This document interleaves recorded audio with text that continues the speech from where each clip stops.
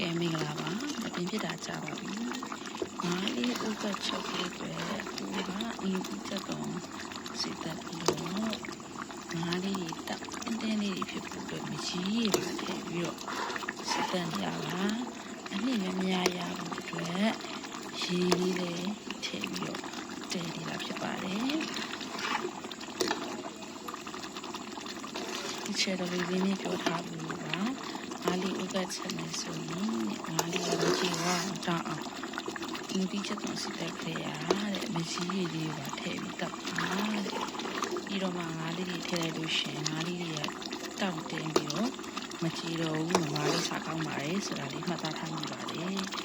အဲဒါကြောင့်ဒီလိုလေးလုပ်နေပါတယ်အခုစားပြားနေထားတဲ့နဘေးယူလေးတွေကိုထည့်လိုက်ပါတော့မယ်ဒီကေတတာလေးထည့်ထားတာဆိုတော့နည်းနည်းတော့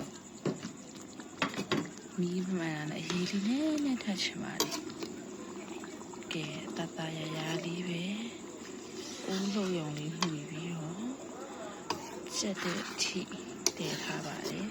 ခုနမှုေးချင်လို့ခုနစီတက်တဲ့အထက်မဆလာလေးရယ်စားချုံမုတ်လေးရယ်ပါတခါလေးထည့်ပြီးတော့တတ်ထားပါတယ်ရှင်ချလိုက်ပါအောင်မယ်နော်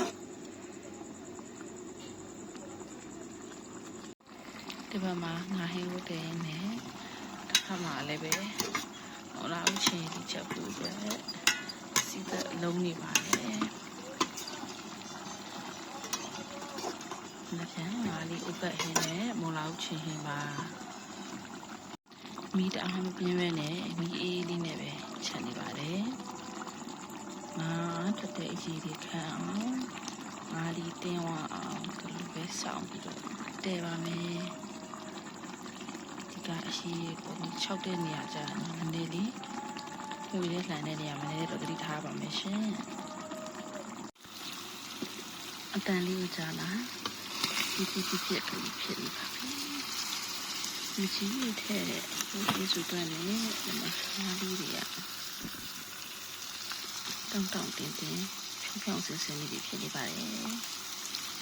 ဒါလေးပဲချက်ထားပါတယ်အဲဆိုရေခင်းတလိုက်ဖြစ်ပြီး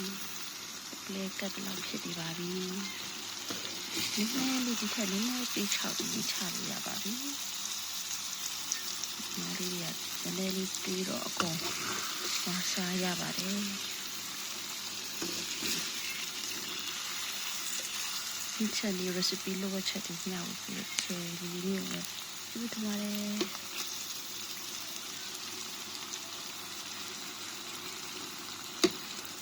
ရှမ်းနဲ့လေးမရှိလို့ရှမ်းနဲ့ဖြစ်ပမာဏနဲ့ဖြစ်အုံရင်ပိုကောင်းပါတယ်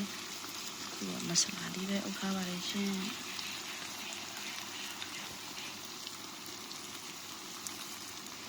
စကောင်းကြပါစေ